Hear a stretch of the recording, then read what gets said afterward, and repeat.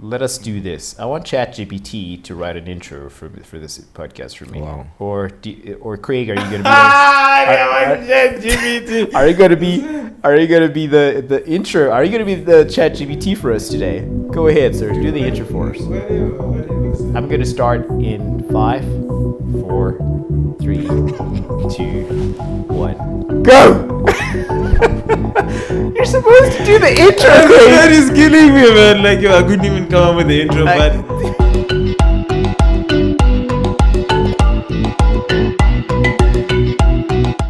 yeah. Hey guys, welcome to Culture and Us. Today we've got with us a very, very, very special person with us. I think we call everyone special, but he is special, man. We've got a friend with us. Not just a friend of the podcast, but a friend in real life. We've got Sir Edward Mogano here. The man, the monument, the movement, the legend. Wow. We've got with us Edward with us. Yeah. Welcome. Man. Thanks, man. Thanks for making me feel so welcome and hyped up. Most welcome. Yeah. Mr. Newman. He always does the intro, so I'm like, okay. Okay, now what do we do? Hey, yo, people, indeed, this is Culture and Us, yo. I mean, like, yo, dude, first of all, man, thanks for making time to be out here. Oh, yeah. This is what we do. You know, you should prep me next time, like, when you're going to switch. I will. Next time, I'm like thinking, you know, I'm like, okay, how am I going to transition? Yeah, I know. But, like, also, what's weird, by the way, that right there, like, in South Africa, by the way, guys, we greet each other in so many different ways. I had a friend of mine from the Netherlands who was over down here for about a month or so. I was just like teaching him the different many ways of greeting people out here. And like, I know it's like the snap, like you do this, you snap outside and then you come back in. Some people it's just, just like so. Some people it's just, it's just that, and you walk away. Yeah. Some people it's like, bring it in, dab him up, and then they snap it up. But anyways, we just did it all actually in one episode, one podcast. So this is, we are talking about how to greet actually people in South Africa, but we are talking about entrepreneurship, and the perfect person we had in mind decided to make space for us in his calendar, and this is the big man over here, the elevated, high and up King Edward. Yes, sir. King Edward the First. As you can see, he's sitting on his throne right now, just looking down on the both of us. So, dude, like, thank you, man, for making time to be out here, just chilling with the two of us over here, just to goof around with you a little bit. One time. I promise you, we're not going to be asking you very hard questions. You can ask us questions too, by the way. If you feel you want to ask us questions, dude, just shoot. Cool. Just I'll interview you guys and put you on the spot. I'll interview you guys and put you on the spot. Well, I wouldn't be surprised because we have had people stealing the podcast. Like the lady we interviewed last actually. Can't show it. She stole the podcast. She was like, well, yeah, Craig, where were you born? And I was like, that's not how this is. You had to rein it in a bit. Dude, she just came in too aggressively, bro. I was like, I had to just slow her down a little bit. Like, slow down, Tigress, please. Just slow down a little bit. Anyways, buddy, how have you been? I can't complain, hey. Been good. A drive. This man drove from Limpopo to over here, Mpumalanga. Mpumalanga to over here to answer a few questions actually that might help you as well, especially given the current economic climate that we got in South Africa. You are just the perfect person, and we just really just like want to dwell a little bit on entrepreneurship and how you have navigated the streets of entrepreneurship. In your personal life, and I mean, you even wrote a book on this actually, really, but it was more on financial solutions for young people. Soft plug. It's a shameless plug at this point. Yes, it is a shameless plug. But dude, I mean, like from your journey is just one interesting one, and you're quite a very dynamic, and you got a very colorful kind of profile. Right, it's very diversified indeed, and I mean, as a friend of mine and as an entrepreneur, how would you actually say? How would you describe who Edward is first to the people? I mean, I know I'm going on over here, but just to fill in actually our audience a little bit on who you are, how would you actually go best about describing who you are? Maybe in like 3 words, or just like, however you want to describe yourself. How would you describe Edward as? Yeah, I could say Edward is an explorer. You know, I like exploring different things, just learning about different things. Yeah. I don't like to limit myself in one box. You know, so I think to sum it up, just explorer. That's great. Yeah. And then I guess that's where the handle on Instagram came from, Edward Traveler. Yeah. Oh, what's his Instagram handle again? Edward Traveler. Yeah. Any I other think he stories? goes that by most places, even on Twitter as well. Yeah, all Is social he- media. Edward Edward Traveler. the Explorer. Do you know about Dora the Explorer? No. Do you not know Dora the Explorer, the movie? Wait, is it a movie or is it I've heard cartoon? something. It's a like- cartoon. It's a Dora the cartoon. Explorer. Yeah. It's not the first time I hear Really? that. Yeah. Well, you're the male version of Dora the Explorer, called Edward, and you're also black. Dora is white, isn't she? I don't know, but just some other kind Dora. of she's like dark guys. skinny. Dora. Let me Google this. Hang on. Give me. You're actually gonna Google. I'm actually literally gonna Google this. Dora the Explorer is a white chick who is actually. Nah, but Dora isn't white. I'd say she's probably like, you know, from those places like South America type of thing. Really? Yeah, because she's a person of color. Look there. So is it like cartoons? Yeah, it's a cartoon. It's a cartoon. My Okay. younger brother used to watch it back in those days. Oh. Yeah. Okay. You were way older than him, so Dora the Explorer wasn't there. Actually, yeah, Dora, she looks a little Asian to me. I don't know. Funny enough, actually, Asian families, dude. Like, there is no 8-year-old kid out there, Asian kid, who's out there exploring the world at 8 years old who's Asian. I'm telling you, they're hitting the books. They're hitting the books. Yeah, they would not tolerate that nonsense. Like, what? Go and steady. What you mean you want to go out hiking and spend the rest of your life taking vlogs or whatever? Anyways, man, tell us a little bit about your background and how you became an entrepreneur. Yeah. In high school, I had like an in-law brother. That I was introduced by my sister. Oh, and okay. Your brother-in-law. Yeah, my brother-in-law. Oh, okay. So yeah, I think he molded me into. So are you the youngest of like your family? Youngest of 3 kids? I'm the middle Okay. child. Oh, I'm you're the assuming middle 3. child. How many are Yeah, you? 3. Ah, you said, I got it. There was just something that was giving me 3 vibes. Yeah, Yeah. right. So Oh, just like you guys, right, Craig? Yeah, It's 3 we're of you guys. 3. are you guys twins? No, Yeah. people think that, and I'm Yeah. like, no, guys, you can't Yeah. see. Like, no, we're not twins. It's me, and then it's my sister, and then the Yo, youngest. Did you just ask if him and his sister are twins? No, We do that's get alike. that from Yeah. some people, Yeah. but no. They look alike. No. Yeah. By the way, for Yeah. those, I was about to slap her picture on screen. But I Plus, just she's tall realized as well, consent. so I can I can sometimes see get why, the mistake. yes, Yeah. why people Yeah. would think you guys are twins. Yeah, she's not taller than me though. But continue. So I wanted to do like different things. You know, in high school you confuse joining the army or being a firefighter. Serious? Yeah. You, army. Yeah. Okay. What is this inspired by? Fighter jets. Really? What? Oh, you're a fan of like action movies and that type of stuff. Yeah. I think there was the F-18. Maybe you might know it Okay. because I know you also. I mean, The F-18 actually, Hornet, the Hornet, right? Yeah, I'm yeah. familiar with it. So yeah, I saw that in a couple of movies. okay. Read about it, and I was like, I wanna drive one of those. Really? You know. Really? Yeah. Why did you not do engineering then, dude? Like aerospace engineering or aeronautical engineering? I mean, I was Or there. maybe I become a was- pilot. Yeah. Yeah, so I'm about to get there, you know, Yeah, and yeah, then yeah. he Oh, was sorry, just sorry like about to that. me, Cool. he's like, you know what, man? There's no money in the army.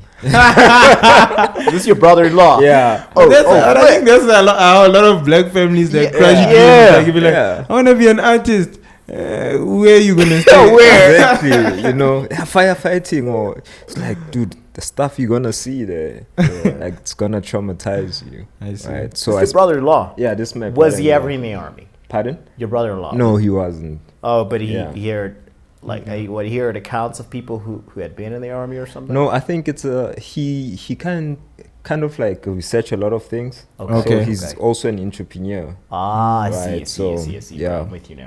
He's well read as well. So he was Yeah. just like, because I used to spend most of my time with him, Sure, right? sure. And Oh, okay. he told me mostly how the world works, you know, Tight, like tight, you need tight. to do this. Because So he was giving you game from an early age. Yeah. He was putting games. Dude. in grade Like, 10, I hell was of a like, come through. man, like, At least people we were like out that. here on Mixed watching trash MTV. You were busy getting game. yeah. He gave you the cheat code. Because even the way I spoke with my friends in high school, I was like, Yeah. yo, my brother and sister are doing this and this. And I was Yeah. so proud of them. That's Because dope. But were you not for having that kind of mindset at that age? Were you not like? Did your friends not feel like they were like far away from you in terms of just stages in life because you knew so much Yeah. ahead of them? Or was there never that gap between you and your friends in high school then? No. no, It was just still like organic still. yeah, I think, Okay. you know, in high school, most people are in their own thing, you know. So Yeah. I understood that there's some people who are doing rap music, you know, I and got you. I'm coming with my entrepreneurship. Some people are interested in school, you know, although we are all going to school, Yeah. but then, you know, some of us are not. I got you, man. I got you. So I got you. yeah, it was just like me saying, okay, this is what I'm learning and sharing it with everyone. Yeah, you know. yeah. So he did mold me a lot That's dope. into how I'm thinking even today. Dang it, man. Is it still your Yeah. uncle? I'm sorry, your brother-in-law. Is he Yeah. still around? Yeah, he's still around. He's doing big things. you Yo, know. man, what industry is he in, actually? A lot, quite a lot. Really? Yeah, quite a lot because he's quite a versatile person. He's not into one thing. He has an events company, an IT company. Dang it. You know, so I can also keep up. You know, so I see. it can't be greater than the master. We stand on the shoulders of giants. So yeah, That's broad. he's quite good. Yeah.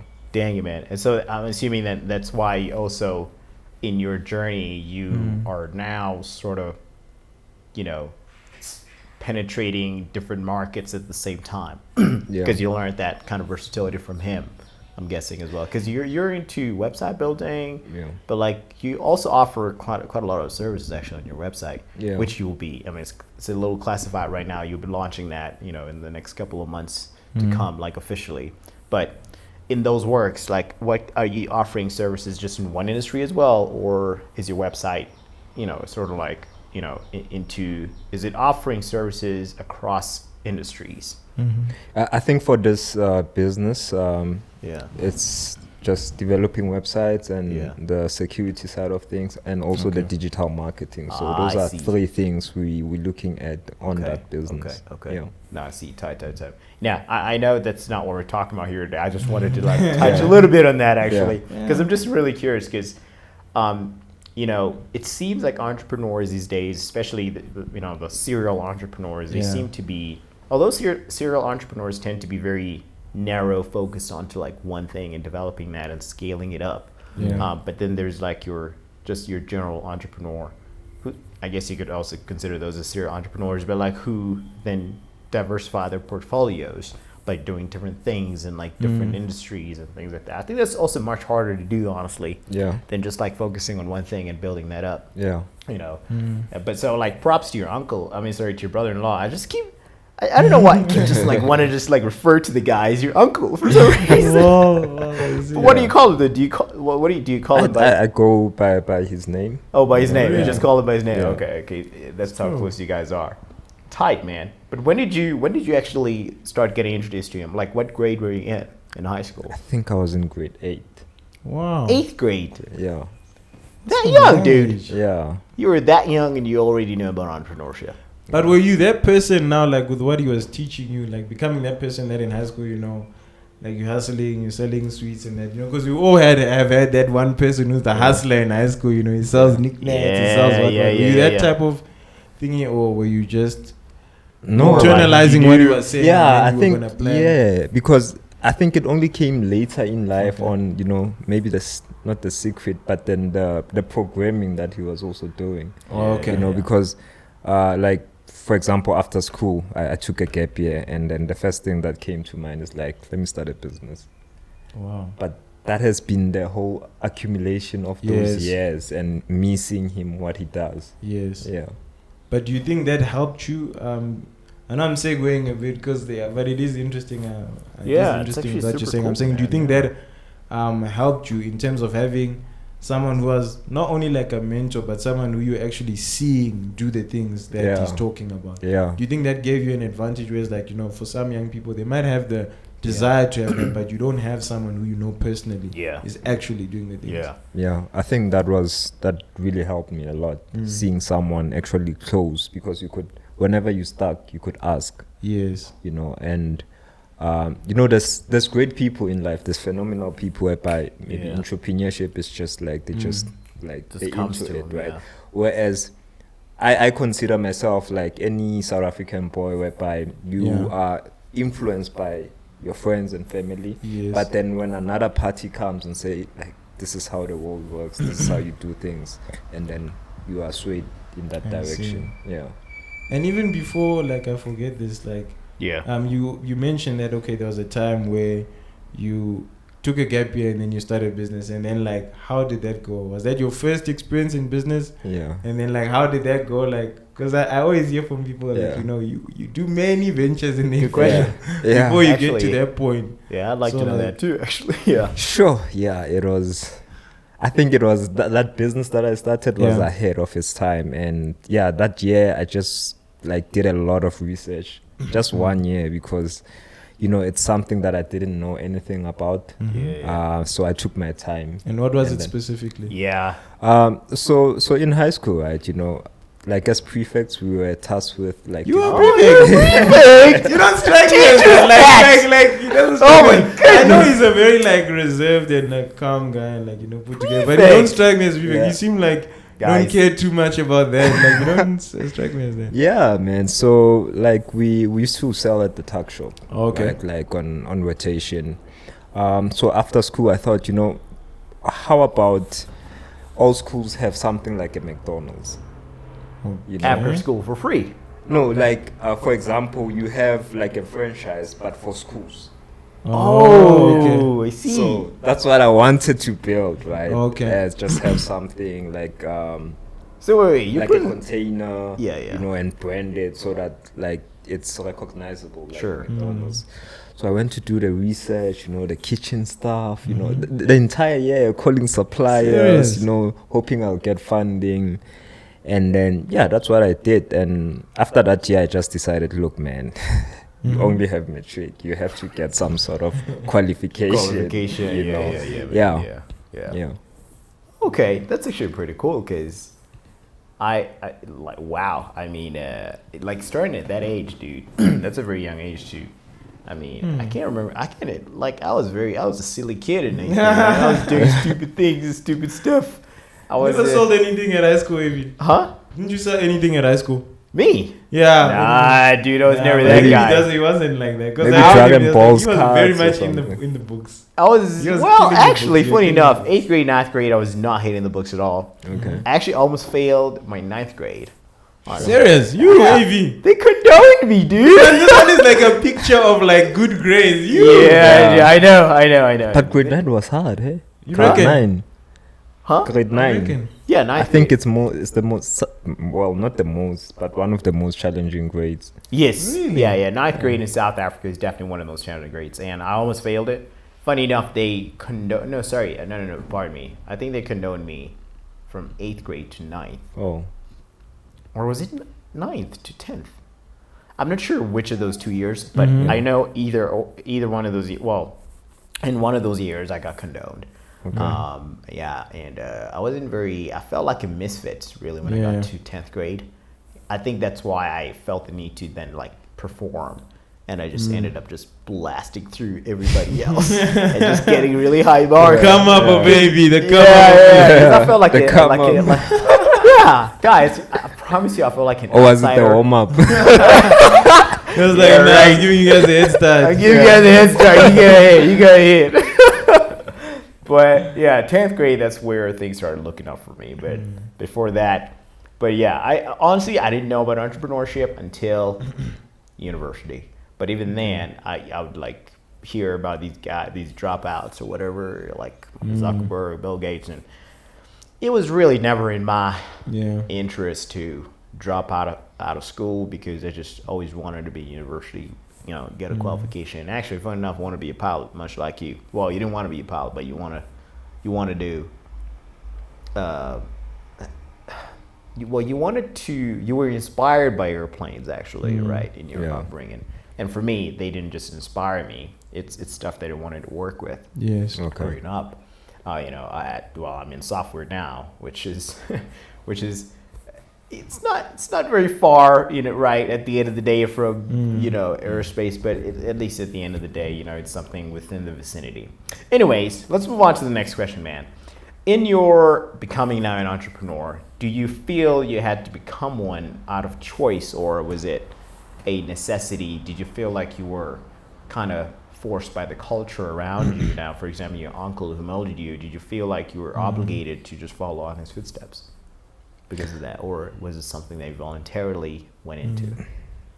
I think once you're exposed to something, it's very hard to come back and think in a Unexpose box. yourself. Yeah, exactly. It's like once you get shown the matrix, Yeah. you can't unsee the matrix. Yeah, exactly. Yeah, goodness it's all gracious. numbers. So yeah, I think two ways. I decided, but also my environment also forced me. I was about to also ask on that. Like, I hear what you are saying about the uncle stuff, but I mean, like, given the economic situation that we have in South Africa, and even just like for the average black person, most black people don't come from more privileged backgrounds. Yeah. So like, I also wanted to delve into that. Did you feel the necessity because like, like in Nkulele Kasi, so I have to, push? Yeah, definitely. The entire motivation behind entrepreneurship is so that you could, build wealth and success for yourself, so that you don't live just an average life. Yes. Whereby you're gonna be forced to pay bills. Yes. If you are successful, you'll be given certain privileges and freedom. So that's why I think I went for entrepreneurship for a better life. Very good answer. Very It's 15 hours. There goes Siri again. She's Siri, always. Sorry. Thank you, Siri. She tends to just disturb us every now and then. Right in the middle of it, she goes, Nah. the time now is 4:00. Just remember to just wrap it up already. And then you're like, okay, well, what am I supposed to do now? Anyways, Edward, we've got this little purple thing right here. Purple. Oh my goodness. Am I It's turquoise. It's turquoise. Kind of oh my like- goodness, guys. Do I not know colors? Some people actually see this as baby blue for some reason. I always like, how is this baby blue? This is just turquoise. No, it's not. Yeah, it's turquoise. It's a different shade of turquoise, but it's Yeah. still turquoise. Anyways, you got a book here, man. The 7 Layers of Wealth. People don't know about this book right here. Important lessons about personal finance. I'm still consuming this book myself over here. Craig just got it. He hasn't read a single chapter in it yet. Have you read it? Have you read a single chapter of this book yet? I got it today. Sir, I'm crucifying you. You should have read at least one chapter since Edward got here. I'm kidding. Sir, walk us through, though, the process of writing your book on, 7 layers of wealth. It's essentially why 7 layers of wealth? Why not 8? Why not 9? Why not 5? What just inspired the title alone? Okay. So it was never a plan to write a book. I could have never imagined like just me writing a book. But at that time in my life, I was interested in personal finance because it's a subject that we were never taught in school. Yeah, it's never taught. Still not taught. Yeah, so Surprisingly, it is taught to kids who do maths lit. Maths lit actually does have that component of like they teach them about tax, financial maths. I was like, so we are here, quote unquote, being clever, but we know nothing about money. Hang on now a minute. Hang on. We did do future value, present value. No, we only did that, but they actually even do taxes as well in maths literacy. Tax is like a different course, so how are they even getting? No, but like they school teach. is this? I'm telling you, man. Like I was even These are talking. government schools in South Africa. Yes, I was even talking to I was talking to Tatiana as well. She was telling me that they did financial.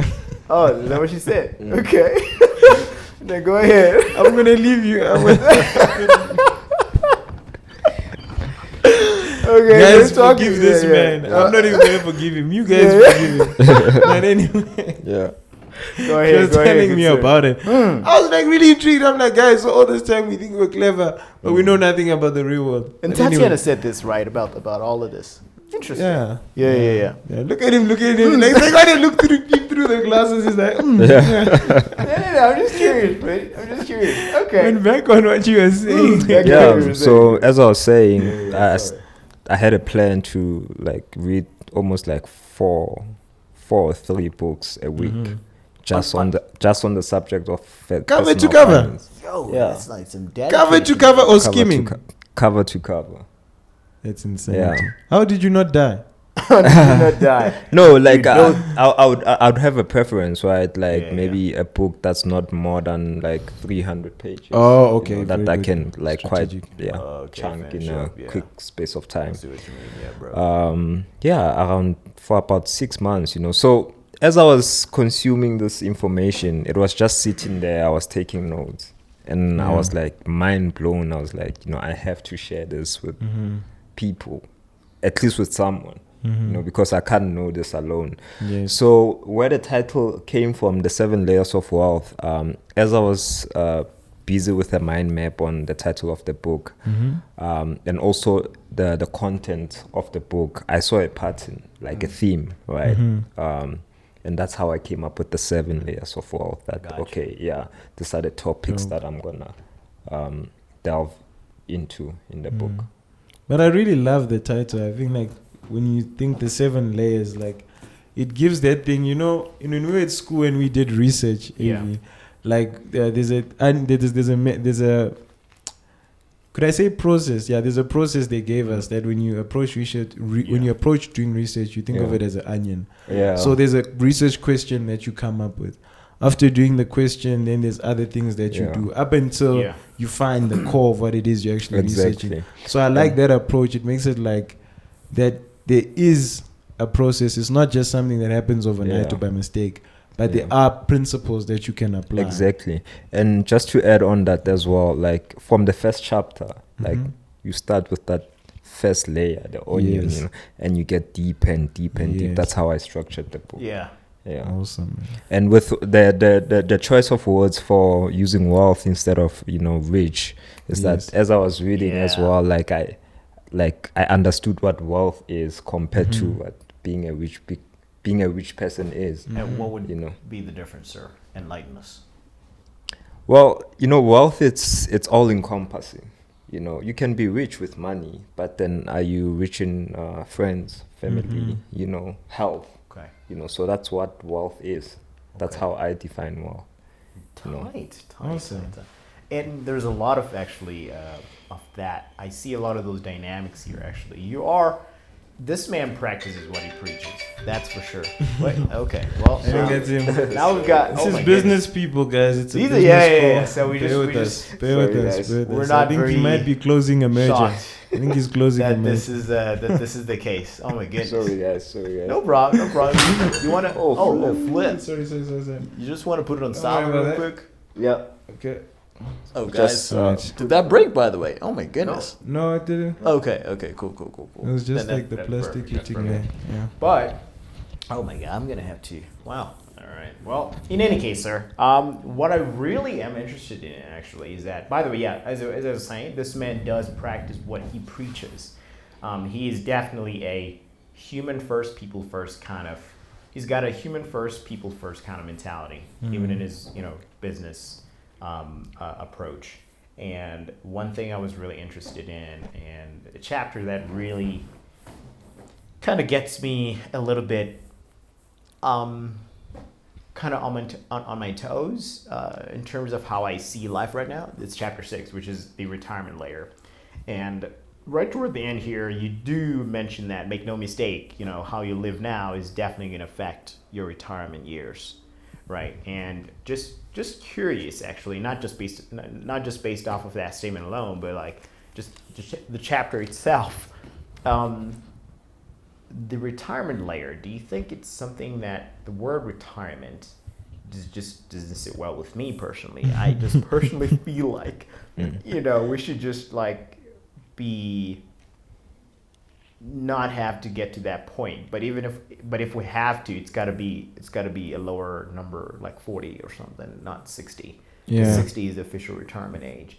And at that time, the work life has already, kind of abused you, best they could. Abused you. Yeah, and I just like Abused. what's the what are the balances there that you think are healthy when it comes to the retirement layer? Do you think it's great for people to go sooner or postpone it for later, or just know that at whatever age you decide to retire, just make sure you live a wealthy and happy life? Like, what's your take on it? Yeah, I think If people should even actually retire to begin with. yeah, I mean, we work to make money, Yeah. And retirement, we shouldn't say maybe like you need to retire at 55 or 60, like put a number to that age. Yeah. Say now you start a company, and then you become successful quite early, maybe within the next 5 years. Yeah. And then you make the amount that you feel like you are comfortable. It has you covered until maybe age 80. Yeah. Right? Then what's stopping you to retire from that age? Right? And go on to explore other things that add meaning to you. It might be maybe doing an outreach program, going into Africa and helping doctors, or using the money that you got to help other people, or pursuing like teaching, trying to teach people how to be successful like you, right? So we work to make money, but then as soon as we've finished that, we shouldn't just let money dictate our lives. Okay. Right? So you could retire at 35, but then don't just stop. Because I also wrote about it in the book. If you don't have anything to do, you'll die early. Yeah. You have nothing to do. That is something that is actually, I think I read something about it. I forget where I read about it. They're like people who tend to, like, in their older years, like retire for real. I mean, like, they just like retire from life. They don't have something that keeps them busy. Just repeat the question, please, sir. No, it's not a question. I'm just saying something that I read about as well. They compare that people who actually like properly retire, like retire from life, in the sense that they don't work, they don't have anything, they just like living day to day, just like waking up, like nothing to do. They tend to actually either fall sick or something along those lines, and then they die earlier. Rather than people who are in their old age and they just slow down life, but they're continuing to be active and participating some way in the broader community of the world. So I think that was a good point. Because I think purpose fills a lot of our lives. A lot of people find meaning in their work. So if you take work away from people, what are they left with? I agree. Work. I think. Go If ahead. I just sorry to think, but I think I feel like it's also like something that I've also learned as I've gotten older, because I always used to think that like that would be nice, like going back to the days, when you're a young kid and you had nothing to do, and then like waiting for that time when you're old and you've got nothing to do and you're just forever chilling.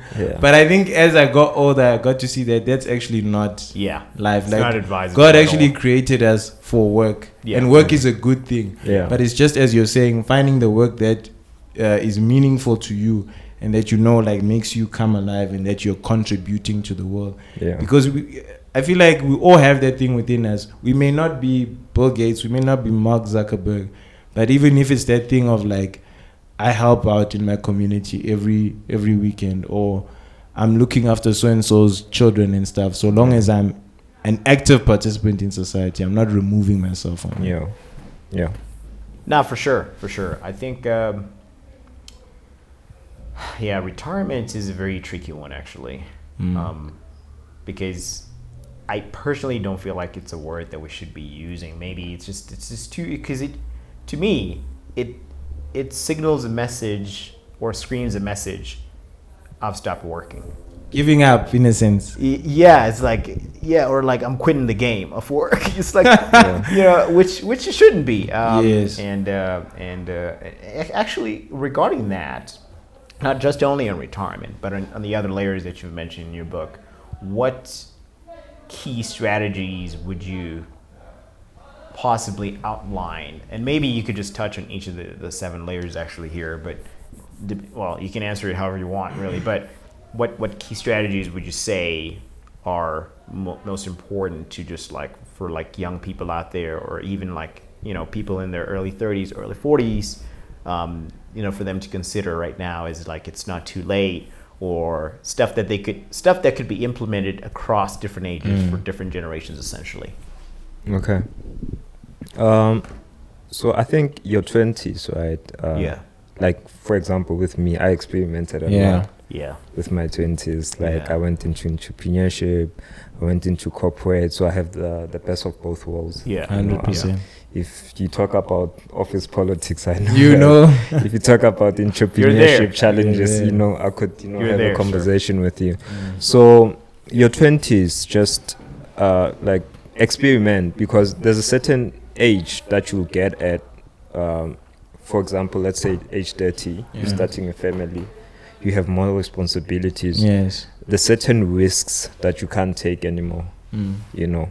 And also, you know, just right after school and in your 20s after college, if you experiment, you'll find that thing that you really like, that you want. And then now you could, because there's advantages and disadvantages to generalizing and specializing in something. But then if you've now experimented with a lot of things and then you choose one thing and do it really, really, really well, I think that's my approach to things. But you're not only limited to your 20s, you know, like age 30 or 40, you're not too late, you know. Is this saying, even as you said that, I was really inspired by it. It was by someone who, okay, the person didn't come up with the saying, but they heard it from somewhere. It's a person who I was doing my coursework with, and they said that it's like an African saying where they say, whenever you wake up, that is your morning. Wow. So if you wake up, and he's laughing. You're not supposed to go for a fun, man. He's killing the moment. It feels like wow. He's like, Go ahead. Don't mind me. I'm joking, I man. don't exist. I'm just joking. But like that really hit me. Like when they're like, whenever you wake up, it's your morning. So if you decide, like, if things click for you now, when you are 20, then that is your time. If it clicks for someone else when they're 30 and they start realizing, like, no, I can change my life, I can be serious about this entrepreneurship thing, you can. Yeah. So it's that thing of like, it's never too late. Yeah. I totally agree. Powerful. Never too Profound. late. Now we are motivational speakers in a split second. Greg, you just become a motivational speaker, buddy. You've given me the credentials. You've given me the credentials. No. I'm giving you an extra credential right now. I mean, next time I do the intro, you shall be the motivational speaker of culture and us, for sure, without a doubt. Good man. How do you stay up to date on the latest financial management techniques and trends? So with personal finance, I feel like most things are timeless, or that's my approach to certain things. Okay. Because even when I In the financial world? no, personal finance space. Oh, personal finance. Yeah. Okay, got it. I'll get back to like finances in general. Gotcha. Because when I wrote the 7 Layers of Wealth, I wanted it to be a timeless book. So I didn't want to say do this. Maybe I saw this trend like FIRE. I don't even know what FIRE is. Oh, it's what do you call financial independence, retire early. Yeah, it's that movement. Yeah. So I didn't want to get into trends, on what's hot now. I just wanted to write if I'm ever blessed with kids. I didn't know about that. Yeah, it's a big movement now, like where people actually want to retire early, but then there are some facets of it which are not good. Where it's kind of inspiring people like to. There is power in living within your means, but there's those, what do we call them in economics? We did it at school. Opportunity cost. Like AV, like you can save money, but to what extent does it infringe in your comfort? Yeah. Like if you're gonna be like, okay, I wanna save money, but then if you live in a shoebox, it's like, no, I can't do this. So there's a bit of that in this whole fire thing. Yeah. But anyway, yeah. So as I was saying, like, like the book, I wanted to give it to maybe my little brother or my child if I ever have one in the future. So I just wanted to write. My children. Yes, we should. They need to get this book. Yes, we should. I'm writing this book for my children. Oh goodness, dude. It's like you had your children in your mind as you were just typing. Actually, Edward Jr. Edward Jr. Edward Jr. the third. And Edward Jr. It'll be his curriculum. Edward Prince Jr. II. He's got to know about this. Actually, Go ahead, like I'm watching some series now. It's very interesting. You guys should check it out. The Medici. The Medici family. Okay. Family. I mean, you from Italy.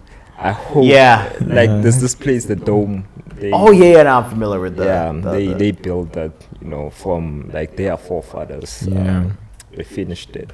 So it was for them. It was all about art, wealth, family, building an empire. Yeah. So that's quite profound as well. You should check it out, Davey. Fire! I will actually check it out. So with going back to your question, finances. There's this side in South Africa, my broadband for tech, business tech as well. Like they quite quick and relevant. Yeah. So on a daily basis, each morning I read like 2 to 3 articles. Okay. That's how I stay up. Notes That's taken. dope, man. Notes taken down. Go ahead, sir. Okay. I'm Denzel Washington right now. All right. Yeah. Go ahead. Okay. So it's that essentially. So it's keeping up with these articles every single day, about 3 of them essentially, right? I think your style of business is very, very similar to Warren Buffett's for some reason. I don't know why, but I just associate it with a lot of Warren Buffett's kind of approach to the business world. Would I be wrong about that? Do you actually follow the guy? Yeah, he's quite good. Yeah. He's like, you don't have a Warren Buffett like just on a normal basis, maybe once in a generation. That guy is good, Yeah. Now, I think the thing about Warren Buffett is Elon Musk was criticized. It was like, he's making money out of the most boring thing ever. Actually, personally, I actually don't know what the guy does because I'm just not interested in his style of business because he reads a lot, man. He reads a lot. But also, wealthy people in general read a lot. But that guy, he's the type of guy who's going to look at your financial statement for the month and is just going to tell you exactly where you're going wrong. That's the thing about Warren Buffett. He's just a financial genius, the dude. Yeah. He's like, I remember this one interview I was watching about him. He was like, yeah, well, if you want to know how rich somebody is really, just give me their financial report over their last quarter for their business, and I'll tell you exactly why and where they went wrong. And I'm like, whoa, okay. Last quarter, dude. Not even last 2 years. It was like last quarter. No, last quarter. Yeah. And I don't know how he's doing his projections or his numbers, but he's pretty good in having sustained wealth over a long period of time. He's more of a long-term goal kind of guy. Yeah. He's never a short-term investor. I don't think he is a short-term investor. Investors in general are actually not short-term, but most of them can be short-term. Yeah. Like this company right now. Do you guys know about this company? Was it SFX or something? Alameda, but it had Alameda. Oh, you mean the one funds. with this kid, man? This MIT kid. FTX. FTX with Sam Bankman-Fried and then Alameda Research. Sam or the Bankman, whole that crypto kid right scam. there, who's now, he's probably not going to go into prison though. But I'm just saying. I mean, the kid, he had pretty big, athletes joining on to his company actually. Sam Bankman. He was even sponsoring the FTX. It used to be the LA Lakers arena, I think, and then it became the FTX arena. Even changed the name and stuff. Who is this guy, man? He's a sports personality though. What's his name? You mean LeBron? I don't think it was LeBron. It was someone else. It wasn't LeBron. It was this white dude, man. Is it Tom something? Tom Brady? Tom Brady. Yeah, Tom Brady. So Tom Brady. Tom Brady. He's Shea, man. I mean, the guy got divorced last year, sometime last year. I don't know. But now he's going through a lot. But essentially, what I'm trying to say is, some investors like this company here that came out of nowhere. Yeah. And I think investors, as soon as they see a company grow up to 1 million users in a short space of time, or getting up to a revenue of $1 million, like as soon as they see that massive scaling, they want to jump in. And Warren Buffett is not like that. That's the point I'm trying to make, right? He's not too quick. He's not too hasty about his decision making. He's very cautious about it and is very calculated. You know? Whereas most people actually lost their money in this Ponzi scheme because that's what it was at the end of the day. It was a Ponzi scheme. But to touch on that, there was someone who was like, a friend of mine also, he was like speaking about it. He was like, he was just saying that's why we should be concerned about crypto. And I had like a different thought because I have actually like dabbled in crypto myself. Oh, you dabbled and dibbled. I just Dabbled and a bit. dibbled and dibbled. Just, tested crypto. the waters. No, I'd say I don't think it's dead, number one. I'm not here to be a proponent for it, but I will say I think Bitcoin does have a use case long term. It definitely does, just because of how it makes finance accessible for most people in the world, and it's never been hacked. It works on a trustless system, but I think what happened with the whole Sam Bankman-Fried thing just showed like that was the reason why they created Bitcoin in the first place, because what Sam Bankman-Fried had was what do they call it again? It's a centralized exchange. So it's no different from having a bank where someone holds access to your funds. Yeah. But the reason why Bitcoin was created is that you would have something like a cold storage wallet, so that you have all custody of your funds. So that in any case, should let's say he be caught for doing anything shady or whatever, you have access. Your funds belong to you, so they cannot withhold you from withdrawing your funds. Yeah. Whereas people had money in that centralized exchange, the moment things went south, you couldn't get your money. Oh. Yeah. So that's why people were not wise in that sense. Okay. Yeah. Yeah, and people just wanted to I think people just saw a working crypto currency that they could invest in, that they thought they could invest in, and get quick returns out of.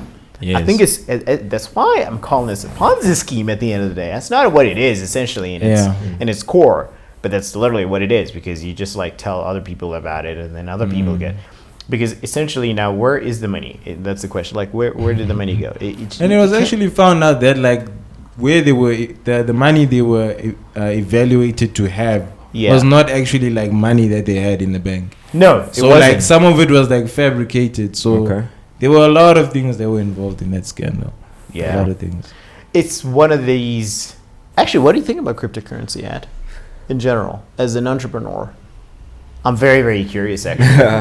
I mean, it's not something I've heard you mentioning a lot or venturing into. Because I haven't given myself to study it and understand it. Yeah. So I can't really comment on something that, I don't get or I don't understand quite yet. Yeah. It's still something that I know it's too late. I'll be a late adopter on this one. No, but you're not late. It's still, it really Look, it is relatively. I have also, invested. Try to play with small funds just to see the fluctuations of it. Yes. But I wouldn't base it on something that maybe some people have created wealth out of it. Yeah. But then I wouldn't put my entire confidence on it. 100%. Yeah.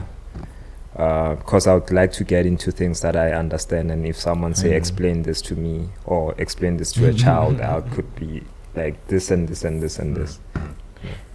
So the thing is about it, literally, I just asked ChatGPT now. I know this man is in love with ChatGPT too, by the way. It's not just me. Yeah. I literally just asked, okay, explain cryptocurrency in simple terms for your financial guru like you. This is what it says. Cryptocurrency is a digital or virtual form of currency that uses cryptography for security and operates independently of a central bank. Yes. That's actually the main aim. I think that's why also there's no interest. But the thing, can you actually get loaned? You can loan funds. Can What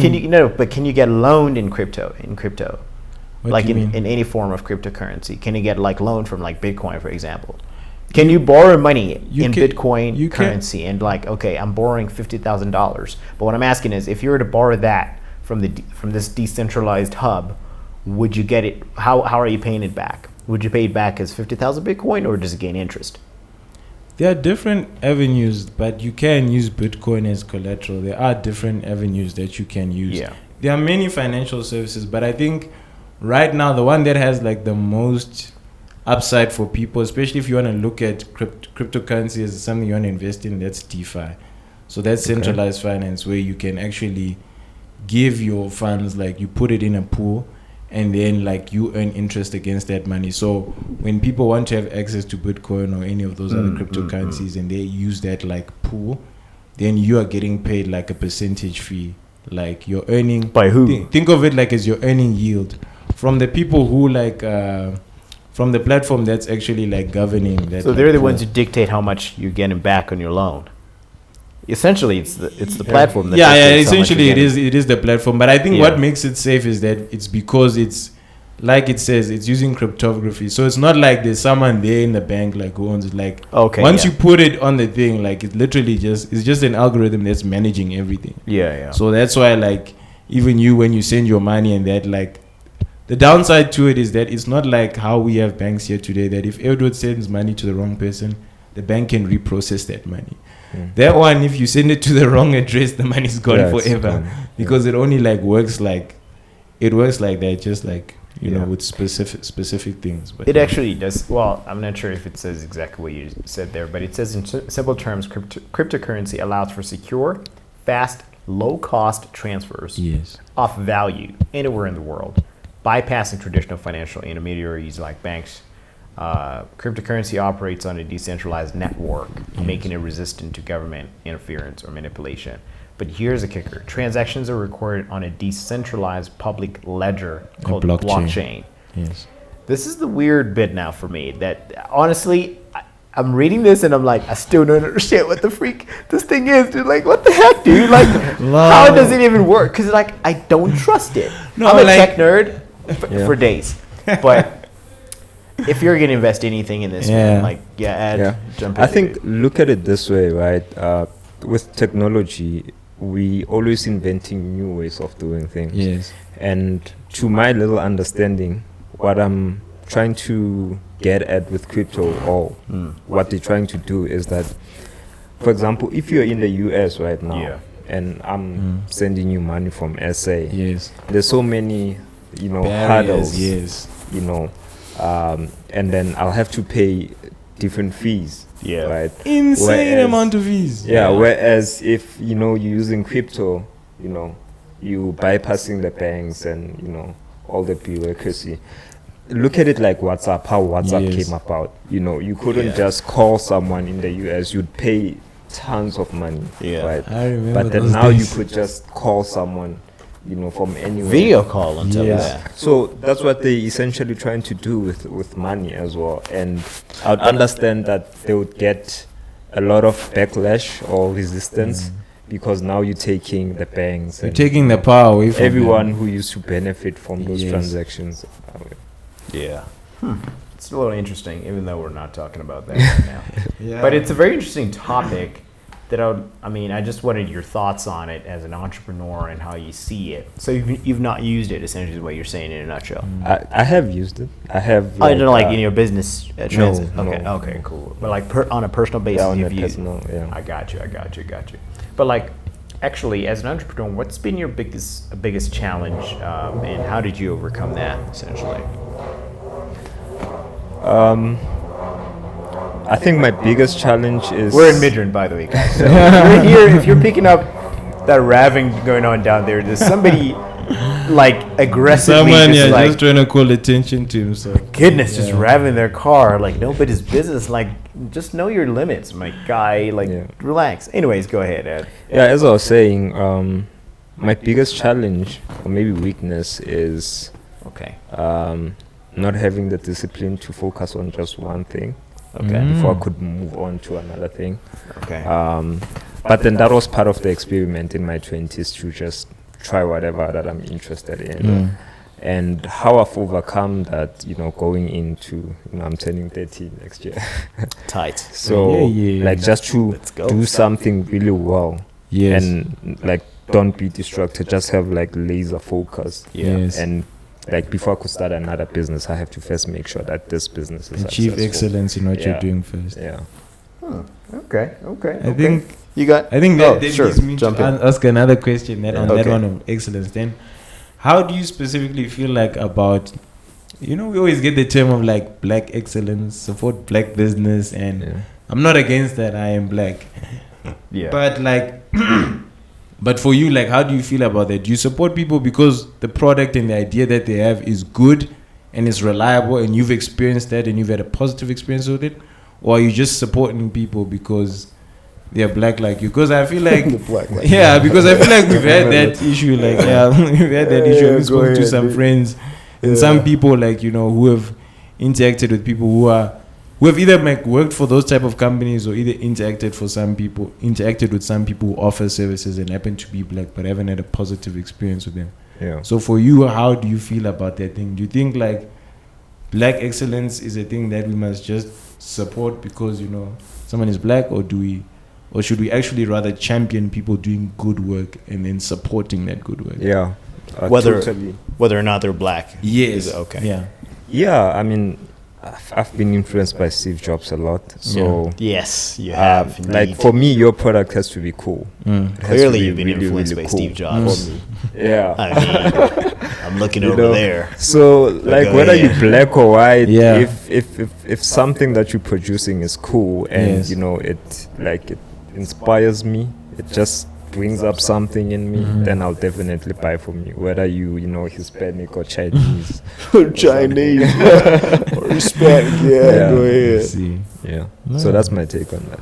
No, man. Tight. Now, I'm loving that, man. That universal kind of mindset going into business. Yeah. Without, because like I feel like also just don't confine yourself to. 100%. I know I know my brother once said one time, but he keeps just going back though because my brother, he's for black folks at the end of the day.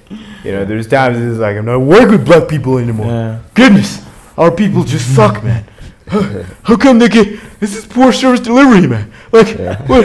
You know, and Love this guy. he's at a time where he's had it, you know, black folks. Nah. And I think it's a culture issue more than it is a business issue, right? In what sense? No, in the sense of how we do things. Like, Yeah. you know, we don't do things in time. Yes. Sometimes we don't do things with precision and high Yes. quality and dedication. And sometimes we just like do it like we've got like half dedication while we're doing this thing. Like we're Yes. not fully like there. You know what? Like we're not No fully systems committed. in place. No systems in place. Lack of professionalism. Like a professionalism, Yes, you I know, mean, the list goes on, right? And Yeah. but you also have black folks on the other end of the spectrum who are really just- killing it. who, yeah, Like who are are really crushing the game, bro. Yeah. So I 100% agree to go into business with that open-mindedness right there and not just closed off and just like, I'm not working with these. Yeah, go ahead. Can I then ask even another question? Yeah, Yeah, before I sure, forget, sure, like, sure. because we spoke about the 7 layers of wealth, but we never like asked him like, how was your relationship with money before you were getting, you know, that game? Yeah. And then how did it change afterwards? Because, you know, especially like with us as like young black people, you're now working, you're now getting money, and then you grew up in an environment where you're never exposed to like, okay, this is how you should handle money, this is how you should do things. How do Yeah. you feel your relationship with money has changed now that you've gotten it? I And think- also, even on top of that, Great, now that you've got and also, now like even into to that degree, like there can be that thing of like, you know, when you haven't had money, ne? And then once you start to have money now, like there's the thing that like when you come from a space where you've always had to maybe save or ration things, Yeah. and then now that you have more, how do you also change your mindset to not always have like a sense of feeling like you have to hoard everything or you have to pinch every penny? Like how is that also I changed think for you? money is very personal. Yeah. Hey, Now we're getting personal right about now. it's like because most people sometimes we're trying to rationalize it. Yeah. You know, trying to say like save this, but Yeah. then you make most of your choices, you know, whether you're buying a new couch not because of 1 + 1, because Yeah. you like it. You like it, dude? Yeah, And the straight up. emotional Exactly, aspect, yeah. the emotional aspect. So for me, after having acquired all this info about all this knowledge about personal finance, I then knew what to do when like opportunities presented themselves, and Yes. then I was able to be afforded certain privileges, like I could invest in like this asset. Like that helped me, because had I had not that knowledge, I wouldn't have, you know, invested in certain things that I've invested. Yeah. Yeah. So I think I started with your second Yeah. question and then ended Okay. with the first one. I see. I see. No, man, I agree with that. I like that you mentioned that it was an emotional thing, because sometimes we do forget that. I think there are many times maybe we can be in the shop And then, like, for example, if you come to buy one thing, You're freaking and then he's like, I'm busting you today. And like, it would have been like coming to me like, true. no, let's just buy this. And then Avi will be like, true, this guys. here looks nice, man. What do you mean? And then he's like, I'm actually the voice of reason. But I'm like, bro, you can't get to buy this. I mean, why are you now looking at things and then? You see it now on social media. Most people are waking up, you know, because like with the old, if I can say that, old personal finance, don't buy a cup of coffee. Yes. You know, people now like, dude, buy that cup of coffee. Yes. You know? Yeah, they're like, enjoy your money, dude. Yes. Yeah, Right. it's different times. Yeah, but then you an adult as well, sometimes you have to come to your senses that okay, I want this, I have to be disciplined here and there. So yeah, it's not like black and white. There's, you know, different shades of gray in between. But are you more generous with your money now, or are you still a penny pincher? I have to ask. Generous. Because you know what I like it's like the when you choice of have words. back home. It's like, hey, you need to ration this. Hey, you need to. It's not a bad thing. It's a good thing. But I think it can have some. It can leave you with a bit of money trauma that when you now have and you should be giving more, you still. You know, I think, and this I learned later in life, you know, you should first help yourself. Yes. You know, because if I'm gonna maybe try to be generous with you, but then back at home I'm suffering, I'm not doing myself any favor, right? So just make sure that you are quite covered, and then be able to go help someone else. Tight, man. I think that's the same mentality that Elon's got, actually. I think it did look at the state of the world at some point, and you know, that's the reason why he's got so many different companies, because his whole goal was to help people at the end of the day, you know, and the only way he knew how was to start a business and you know, just provide people jobs. That's literally the best thing you could possibly do, honestly. At this, like, what are you gonna do? You're gonna keep giving that guy on the side of the road like $20 every single day? 100%. I always It's have not that tension sustainable. as well. Like, Rather there's the provide. thing of wanting to help people, but like, am I really helping him in the long term? Because he will still be here asking for a sandwich tomorrow. And on top of that, right, if you look at it, right, he's actually quite right. The more entrepreneurs we get, the more you're actually forcing the country to be more educated, and so therefore better quality of life, better reasoning mentality, a healthy mindset, essentially, because educated people have got a very healthy mindset, from at least from if you didn't go to Wits, you have a healthy mindset. Nah, just kidding. I'm not bashing Wits here, guys. It's jokes. But the point I'm trying to make is you're more likely to have a stable, you're more likely to be well-read, right? Well-versed in the specific art that you studied in varsity, or whatever, you know, kind of profession you end up going for. But you're more useful to society, actually, if you just have something tangible to hold on to, right? Because you're creating value for others. Because you're creating value for other people, exactly. And so it's this whole chain of value that just cascades down, generations in line, than just like giving a guy on the side of the road $20 for him to just go spend on Yaupe. He comes back high the next morning. Yeah. He comes back. It again, I'm not saying it again, you I'm not saying it again. Go away. Anyways, he goes over. Like a cool drug when he says it like that. A cool drug. I made it sound cool, didn't I? He just added that, like, you know, that's he's elevated it. It's not Nyaube. You guys are crazy. I'm saying. Anyways, getting back to my story over here. Anyways, guys, like, you got this guy on the side of the road over here. He's high on whatever he's high on, right? Yeah. And it's just not sustainable in the long term. The best you could do for that guy is get him educated, get him to school, get him cleaned up, get him versed in you know, get him talking. Because there's something about adding value to self, actually. There's just 100%. like elevates you, you know. There's no, you're not adding value to that person by giving them $20. You're just giving them, what is it? It's not an antidote at all, actually. It's a temporary it's not even temporary, actually. I'm just trying to find a word that's below temporary at this point. Like a stopgap.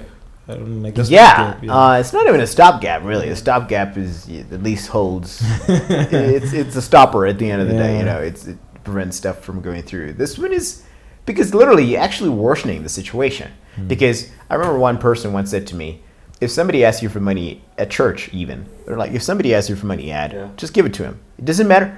It's none of your concern what they do with that money. But then again, that's what my mom would also tell me growing up. Yeah, but then again, you think about that, you're like, well, if they are, it doesn't change the fact if they're using it to smoke drugs, then that means you're actually technically worsening the situation. Technically speaking, you're actually worsening that man's state. Yeah. He's better off with you not giving the money than you giving him the money, because then he's getting closer and closer to his death grave, you know, to his deathbed, and to his grave rather, you know, if you just keep providing him $20 every single day. So I think, you know, we definitely do need more entrepreneurs essentially these days. I'm just trying to, you know, but I like what you're saying, like it Yeah. speaks to that thing of definitely adding value, and I think as like you grow older and even as you work in that, you get to see that people always respond to people who bring value. Yeah. Have you seen that even in the workplace, the person who's always just willing to help people and stuff, like people want to be around that person and work with that person because they just bring value. You didn't ask them to do something, but they did it. You know, they went above and beyond being the person who's just like here and just, you know, being in the vicinity, but they actually were like, no, I'll do this. Do you need help with this? I'll just take over. So definitely, like, as you're saying, creating that value for other people so that they can get work and then they can, you know, as well provide for the kids or do whatever they need to do. 100%, dude. So I think Elon Musk had it pretty, you know, spot on there, and I think that's literally the best way to help people these days, especially given the current economic climate that we've got in this country. We've got too many beggars on the side of the road. And actually, as an entrepreneur, how do you see that as do you also think that's the best way to solve the current problems that we have, entrepreneurship? Do you think it solves everything that we got in this country going on? Like, we've got too many problems. Yeah, take your time thinking about it. But, you know, I think it does solve certain of our problems because, like you said, most people who bring value are entrepreneurs, businesses, right? Yeah. But then there's other actors. Most of the times we don't mention them. You know, we just like saying, "Oh, there's no jobs," or, you know, I mean, if the interest rates are going up, you know, food prices, you know, man. the government is not, you know, because we elected to do a certain task, you know, or certain tasks, and then if they don't do that, you know, then it makes life difficult for everyone.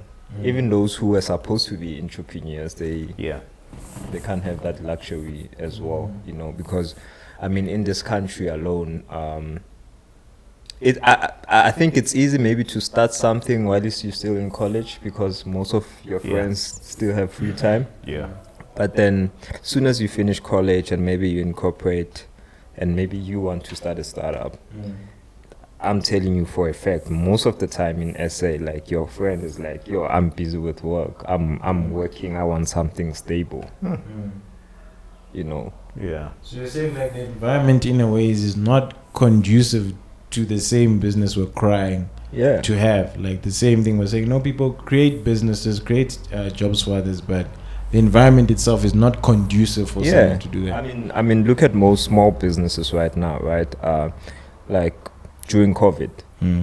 Most businesses now as well. Most business. Exactly. I was about to come to that, but I first wanted to start with COVID. Most business had to close down, right? Now with load shedding, you know, how can a person do people's hair without electricity? Okay, you tell me, let them buy an inverter or something or a battery, but then, you know, where will they get the money to buy that? Yes. You know, everyone is complaining. Doctors, I went to one doctor one time, I was like, you know what, let's help you with your digital marketing, your site. It's like, yo, there's no electricity, there's no network. It's like, really? You know, so most people are affected by these things. So if we had an environment, if we had a government that cared about people, I don't think would be in the situation that we're in. And not maybe only the government, but other. I hope this doesn't sound like a conspiracy theory, but then other players in the world who are, influencing our views. Yeah, man. Okay, I see. Yeah. No, I hear you, dude. I hear you. That's a very solid take right there, bro. Yeah, I couldn't agree with you more. I think the environment in which we're in is very double-minded about entrepreneurship. In terms of it taking us to the next level as a country. Because I don't think we're going to get to first world country without entrepreneurs. In fact, here's proof to what I'm saying. The president literally asked, not too long ago, Eskom was monopolizing the electricity industry. Right? Now they're like, no, we need to privatize a bit of it. In fact, we call upon private companies to come to our aid. Literally, not too long ago, just last week, regarding load shedding. So that's now they're starting to reel the private companies in to try and kind of neutralize this dire situation we found ourselves in. When we're in big trouble, right, as a country, and it's going to be detrimental to our economy for the next 10 years, 20 years coming up. But yeah, we leave that for to you guys as entrepreneurs. But it's something that I also think about, and which is exactly why. Actually, right now you are allowed as a private company to sell a bit of your electricity to whoever. So you can have a private company supplying electricity essentially just for waterfall. Okay. And as long as but obviously the tariffs now for private companies are not going to be the same, so they're going to go up a little bit. So we got to brace ourselves. If we're going to have a private company supplying us here in Midrand, not the municipality, with the electricity, then we got to just be very aware that we're going to have a little bit of a hike. It's not going to be good times, but in the long term, things are going to subside. Even out. Yeah, they're going to even out for sure. Anyways, dude, we're approaching the end right now. I've got a couple questions left for you here. And one of the last questions is, how do you balance the financial aspect of your business with the creative and innovative aspects of it as well? And the what? Innovative. So you have the creative aspect and the innovation side of your business. How do you balance those out with the financial aspect of it? Okay. Should I rephrase the question? Yeah. Let me rephrase the question. I want to make sure that I understand. Yeah. So essentially, how do you balance the financial aspect of your business, right? Okay. So within a business, let me give you an example. You've got this website going on. You got a bunch of services. How do you then manage the financial aspect of it and make sure it works seamlessly with the creative side and the innovative side of the business itself? So innovations such as, the bunch of features that you might have to keep maybe people glued onto your website or things like that, how does that work? How does that synergy work between finances, innovation, and creativity? Or does one have to die out for the other to sort of spring up, a little bit? Yeah. Yeah, I mean, there's a saying, you can't have your cake and eat it too. Yeah. Okay. So, it's like an opportunity cost. Sometimes there's certain things that I sacrifice. Okay. Whether based on what the need is, then if maybe I need to make those certain funds. Yeah. But I won't compromise on the quality. Right? Okay. It's just that being creative sometimes will take time. Yeah. Maybe that is being creative. You having knowing when to compromise on certain things. Okay.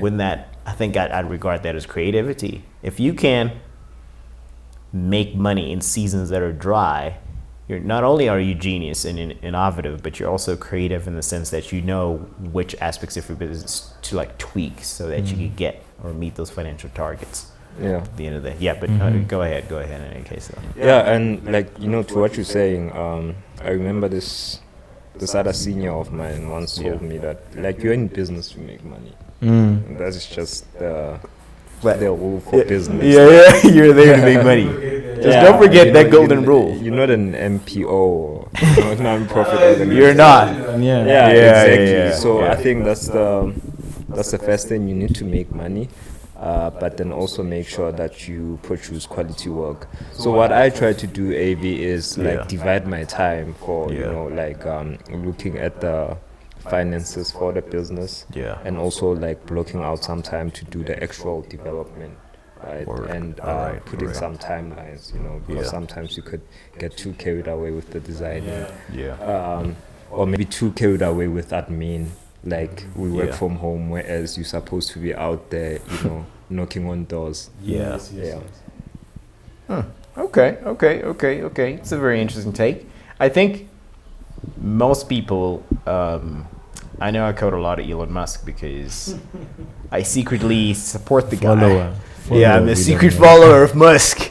For Are you some on reason. Twitter, by the way? Huh? Are you on Twitter? No, I'm not on Twitter. No, Yeah. I'm not on the streets He of Twitter. tweets a lot. Hey, he's that guy. crazy on Twitter. Eh? Yeah, Is he? He's a different person. Trolls sometimes on Twitter. Sometimes he's a troll. I have seen that though Yeah. about him. Yeah, he does. He's got these stupid ideas. Let's build a giant stupid mug or cup or something. And I'm like, dude. What happened to the flamethrower? Yeah, he's still selling. It's funny. He's still actually selling those. Wow. Yeah, by the boring company, right? Yeah, the Boring yeah. Company. Really? They're still selling those. Sure. Actually, funny enough, if you watch a lot of YouTubers, they actually own the dumb, stupid machine. And I'm like, what are you doing with it, dude? You're just Yeah. gonna like throw it, and like, bro, they shoot it up in the air or something. And I'm like, guy, you could be literally spending a good time right now with your wife, and you're out here flame throwing stuff in the air. Gut, like, bro, Yeah. But in any case, it's honestly, to some degree, I'm saying this just because I'm jealous. I wish I owned one, actually.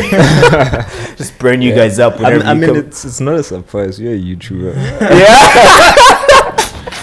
Watch him release a video. On my meat with my flamethrower. Here's my flamethrower, guys. It would be great, actually. I secretly want it. Anyways, I mean, the guy is he's pretty. What I was trying to get to is that he's got a very similar take on how he divides his time, essentially. But for him, he's got different companies. He's not going to be managing finances on Yeah. all of them, Yeah. right? So He's got a deep bench running things for him. He does. I mean, he's now on Twitter. I don't understand how the guy's mind works, really. He complains about his mind breaking or whatever, or his mind swallowing or whatever. But then he goes on to buy Twitter Buy now Twitter as well. to like create more troubles for himself. Yeah. And people are saying the same thing about Twitter that they did about Tesla 10 years ago, 20 years, 15 years ago, sorry. So that, oh no, it's not going to work. He's trying to change things up. He's trying to, create new pathways that are, have never been possible before for Twitter. They're not going to be possible because he's there now. He's just got a way of doing things. But I also have a question, like, how do you feel about like the way he reacted? When he came in and he was basically like coming down on like people to be like, if you're not productive, like get out of here. And then there was like a backlash by people like, oh no, he can't do that. And like, how did you feel about that? I think he's, as I said, I mean, he tends to be a very Polarizing person. Yeah, exactly. He's not in between thoughts about stuff. He's going to tell you straight up. And I like that about him, I actually. think that's dope, actually. Yeah. You know where you stand. You with know where you someone like stand that. with him. He's going to tell you straight up, no. You're messing up over here, fired. Yeah. It's that simple. I think for what I hate, though, about him is when he overworks his staff members. Oh, yeah. That is just something. It's like, guy, like just stick to 40 hours, man, not 80. He's got an 80-hour work week. And I'm like, 80 hours, dude. Yeah. Guy's Understand? mad. That's like 16 hours a day you're working. He's mad. He's mad. Nah. Not in this day and age, guys. Unless, of course, you want to be the richest person in the world. But now he's no longer the richest person in the world, right? Who is it now? It's some. Hang on, let me Google it. It's some dude though. It's not him. That it's ain't not that's him a in- fact. Do you guys really use that to, define is a it- person's wealth? Like, do you think that's real value? Because it could be taken, like, you could be the second richest person in a day. Like, you could change from number 1 Yeah. to number 5. Oh. Do you guys really consider that as, like, real wealth? Personally speaking, I don't pay as much attention as I probably did in high school. Yeah. Because I think that was just like, the friends you're around. You guys like, yo, this guy's the richest person in the world. I want to be like him. Now I'm more in a place in life where I'm like, I know I'm segueing a bit, but I'm just answering your question directly for me. I'm in a place now where like I'm just more concerned about having stability and just having the freedom to know that I can own my time and buy my time to do things that I know add value to my life and add value to the life of those around me. I'm not too concerned about having a specific benchmark to be like, having X amount of money in the bank. I'm more so about living the fullest life and using money rather as a tool than rather being enslaved to it to feel like I need to always. Okay, yeah, it's a number you have to. I mean, numbers don't end. But then, I like your answer. It's quite profound. Yeah, I second him right there. How about you, Mr. AB? How about you, Mr. AB? I think when it comes to wealth, there ought to be a preface, right? Yeah. I think the way they see wealth is different from what we just described here today. Yeah. Right. It's a different ball game. When they talk about wealth, it's financial assets. Finance is an asset that you own. Mm-hmm. Yeah. Right. And I think for Elon, he lives in a $50,000 house. Really? Yeah, he actually does. Oh, I never knew that. Yeah, it's actually not a $5 million house. Trevor Noah bought I think it was 3 million or something like that, but it wasn't. It was a $3 million, so which then in Rand, that was 300 million Rand or something. It was a lot though in Rand, because it was close to a billion Rand actually, what he bought out in the States. But you look at Elon, who's 20 times, 10 times, 100 times richer. 100 times over. Than 100 times over, richer than Trevor. But this guy living in a $50,000 house. Yeah. I think that just shows you also mindset Like, as well. Like, he's- if you can yeah. compare the two, not taking anywhere from anything Trevor's done. No, for sure. But Elon has been a hustler from the jump. Yeah, no, he has. PayPal, like, Yeah, he guy's has. been grinding for years. No, he so has. Like, He has, yeah. money is now, it isn't a thing for him. It's not a measuring stick anymore. Yeah. Like, and that's also what you hear from a lot of the guys who have made it, like even Bill Gates and stuff. Like, once you get to a certain, like, Because they have everything they will like ever need. there's a certain, there was even a study which was done that there's a marginal utility with money that after about $50,000, It's 16 hours. Thank you, Siri. We're about to close. Yeah. So like, Just so in remind us. America, like $50,000 is the sweet spot for someone to like live a comfortable life. Yeah. I don't know what you'd equate it to here in Mzansi. I think for me that would be maybe about 15 million rands. 15.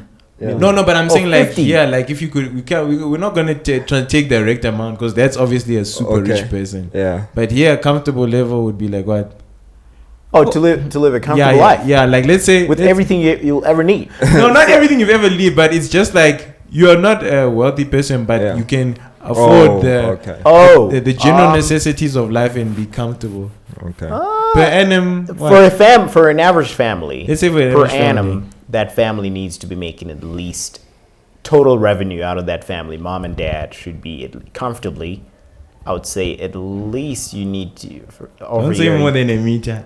Nah, definitely more than a meter. Actually, but then we're considering the super high end because that 50,000 is not the 50,000 was just like Craig. 50,000. No, 50,000 US. Even that US, side, even that side, $50,000 a year. If you make 50,000, bro, for one person who's making close to $500,000 $500,000 right now, which is me. No, like a year. Me. I don't want to get into this. I'm a single. No. I just want to balance you, buddy.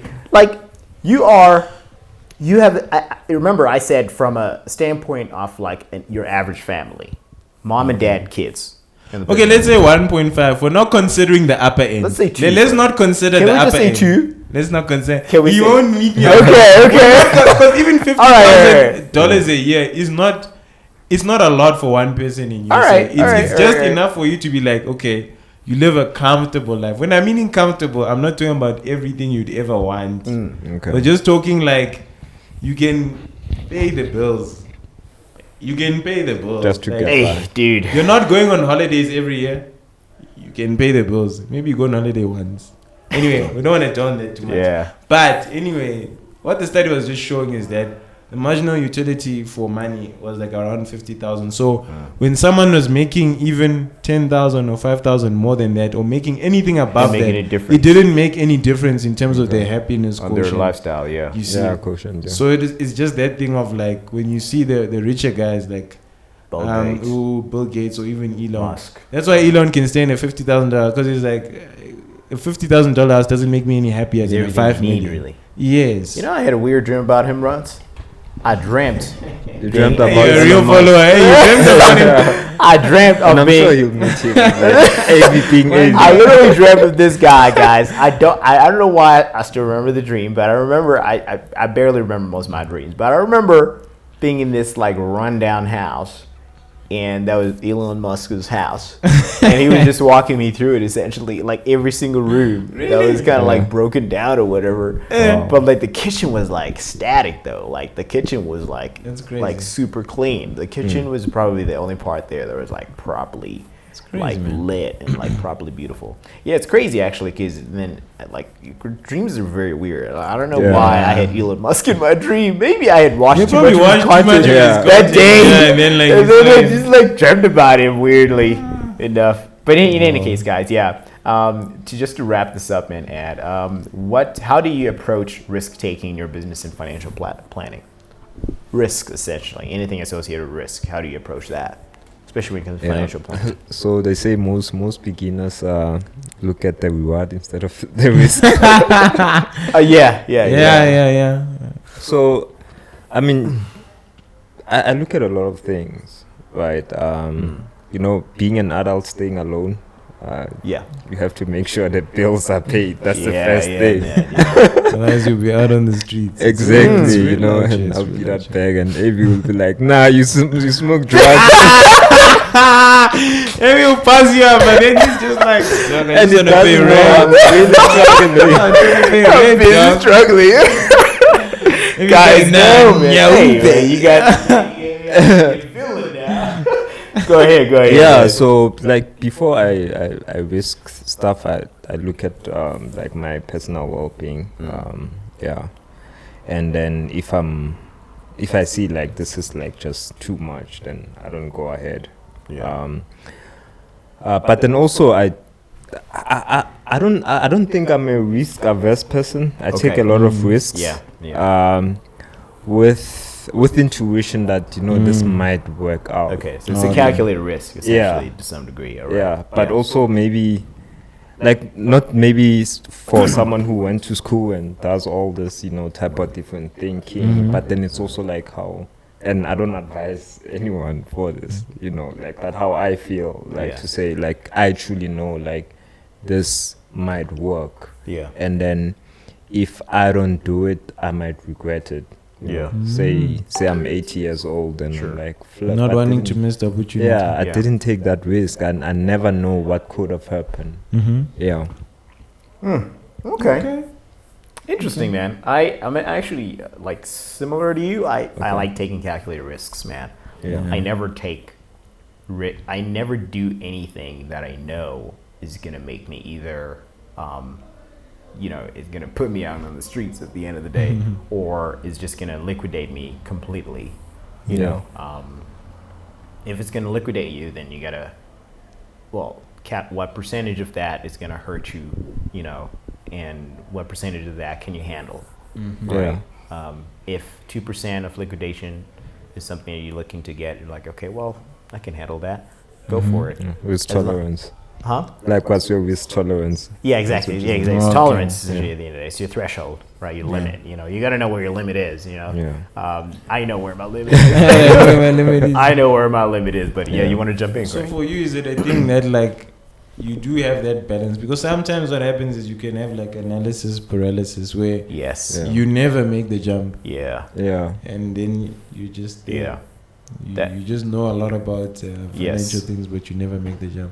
And I think most of the time, if you have certain things taken care of and maybe they're not luxuries and you can go ahead with the risk, then do it. Because there's certain people that can live off with the certain things. Yeah. You know, Yeah. for example, I mean, there comes times in life whereby maybe you have to downgrade. Then go ahead. Downgrade. You know, I see. yeah, like Yeah. to risk. Maybe you wanna buy more assets. Like you're risking because Yeah. maybe those privileges, like just having, you know, a fast car, I could Yeah. just imagine for AB. Maybe Michael Schumacher. Guys, again, already why does the everybody future's have this gonna be a perception problem. about me about Maybe being we a could fast sell So driver? said the Lucid Sapphire, so we already know we're in trouble. Oh. Future. We're in trouble. Yo, I get my hands in that car, guys. Yeah. I'm a gone guy. I'm just saying. I mean, say you have a GTI right now, and then wait for it. Yeah, yeah. And then you have to sell Many it. connotations running through my mind, but I don't want to address them. I don't address them. Great. Yeah. Maybe SA roads will be more dangerous. I don't know. Hey, man, they should stop. But selling he's these an GTI. advanced driver, so Yeah. yeah. Even though he likes speed, but then I'm just saying maybe you have a choice to sell that car, Yeah. maybe to buy 3 cars that you could you know, hire drivers and Yeah. you know, make more money out of that. So that's what I'm saying. Are you willing to take that risk? You know, so that type of risk, that's something that I can take. Yeah. You know, because I know. I mean, maybe you might not make that money to buy back that car. Sure. You know, that's the risk. But can you take it? I agree, man. That's literally, Craig and I are literally venturing in this photography, videography thing, and it's a risk on both ends, actually, because we're not sure if we're going to make back what we're putting in. Okay. We're just not sure. We're not sure about the gigs we're going to be getting this year. But all we know is there's one at some gig. point we At will be least one. celebrating. At least there's one gig. Oh, yeah, at least there's one. gig that's secured, but Yeah, at least. what you're saying. At least, yeah. But like but you're right. You can never know. It's all dependent on how things go, really. Like how the economy floats out and about. But also the industry we're in is very kind of like a safe kind of spot. Yeah, to more or be less, in. because there'll More like always it's- be an event. Exactly. of some sort. But you know, another thing is, Yeah. say you guys buy all this, you know, gadgets and you invest in your business, and it doesn't work out. You know, you still have like your experience and your learnings that sometime in the future it might be able to help, whether in a more corporate setting, maybe like, man. You can like bring I can that. shoot, Can my bring that. guy. you know, or family, or just something, or maybe you're helping a friend out, or they I want see. your advice, you know, and you could consult for them. So Right? I think the learning part as well, because that molds you. Nah, dude, right here, man, right here, 100%. right here. Yeah. No, 100%, dude. I 100, I agree with that. Yeah. Because what he's saying is, even though you don't make money out of it, the lessons learned in that experience alone is probably more valuable than the Yes. money you would have made, you know, in that process. Essentially, if you're trying to get up, you know, in the echelons of society or whatever. But I 100% agree with you, man. Those values right there will stick with you forever, and that's something you can use in the future to make even more money, actually. Yeah. And you could even be making 10 times more money than what you had hoped for, you know, when your business failed 10 years Yeah, ago. exactly. So I 100% concur with that, bro. I think it also goes on that thing that life experiences, if you're wise, Yeah. they only ever stack on each other. Yeah. Okay. So whatever you've learned from something is not wasted. Yeah. It can Yeah. always be used in some form or another. I'm sure that you've had those experiences that when you were working at, should I mention their name? That's too much of a plug. Yeah. Yeah. When you worked at that coffee place, Yeah. there were things that you learned that maybe you didn't think about it at the time, but along your entrepreneurship journey and even your working journey, you've had to, you know, glean from that experience. Yeah. That's 100% true. Even the guys that I used to interact with, you know, they've left like valuable lessons. Like they've molded me into what I am Yes. today, because every now and then I could, this is what this person said, you know. So Tight. Mhm. Nah, bro, Edward. You're solid, my guy. I'm not going to lie, dude. Tight. Dude, man, in closing, what advice would you give to individuals, young people out there looking to better manage their finances? Or just those starting out in entrepreneurship as well? okay.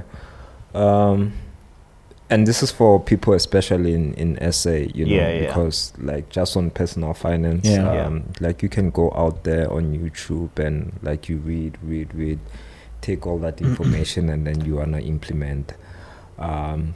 Like I'm hoping to write the second version of the book. Yes, we're Yeah, waiting on it, then sir. waiting for Like in the context of SA, there's so many challenges, right? That you gotta look at your background and yourself Yes. as well, and be able to match those two, right? Don't just maybe implemented something that you saw in the US, you know, Yes. that buy X amount of properties, you know. Yeah. So just go out there and learn as much as you can. Look at it in a South African context as well, I like that. you know, I and like that. like implement, whether it's in personal finances or entrepreneurship, because the dream that we've been sold, you know, like the Silicon Valley Yes, yes. startup, you know, Yeah.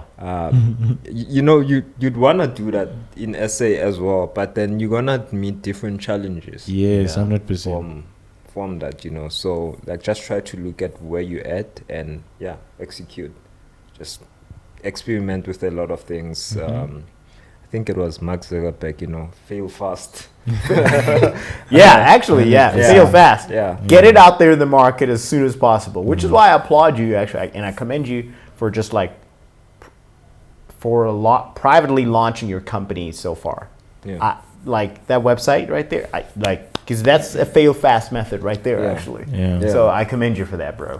I think to even add on Closing. that, I feel like what you're Yeah. getting from what I'm getting from what you're saying is like get the information you need, but Yeah. come back, digest it, contextualize it for you. Yeah. Because I think I hit a point as well when I was also reading some finance books where I was like, yes, I hear you, Robert Kiyosaki, but I live in South Africa, Benoni. Like, this is not Yeah. LA, you know, Yeah. like, It ain't a light. you know, babe. it's not LA, and probably as well, some of what you've written is not relevant for our current time because so much has changed. Yeah. But I understand the principles of what you're saying is that, Yeah. like, okay, Yeah. have a roadmap in mind for yourself that, like, okay, do you want to be someone who owns a business? Do you want to be someone who's an investor or anything like that? So Yeah. I think what you're saying there is definitely like very key. No, it's Getting context. Yeah. Getting context.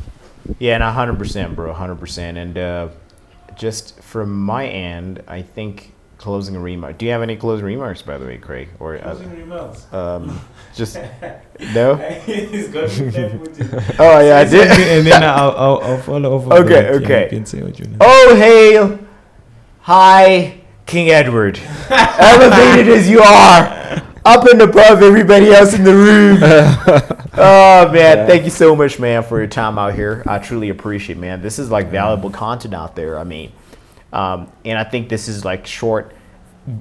Honestly, given the kind of economy that we're living in, Yeah. I think this is short form content for people to consume. It's not even long 100%. form, given how much stuff that this man has to share. Yeah. It's long form, you know, and just like one of the things that you just want to do to get the long form version of who this man is, or a little bit of who he is you just want to go buy his book, The 7 Layers of Wealth, on Amazon. You can find it. Guys, it's And, here. I mean, you can, yeah, it's like literally It's right here, here, you'll actually. see it. You'll see it. You'll see We'll it. just put a picture just closer Yeah. to the screen, actually, for those of you watching the podcast. But if you're listening this over Spotify, Apple Music, or wherever you're listening, wherever you're listening, or whichever platform you're using to listen to this, you can get the book on Amazon for how much is it? How much is it going for, buddy? But they can just like find it essentially Yeah. just on Amazon. It's 7 Layers of Wealth by Edward Mogano. This man is full of just financial wealth, just like it's just oozing out of his ears, actually, and it's just oozing out of his chair right now. Yeah. I'm actually receiving it from this end right now. This is King Edward the First, guys.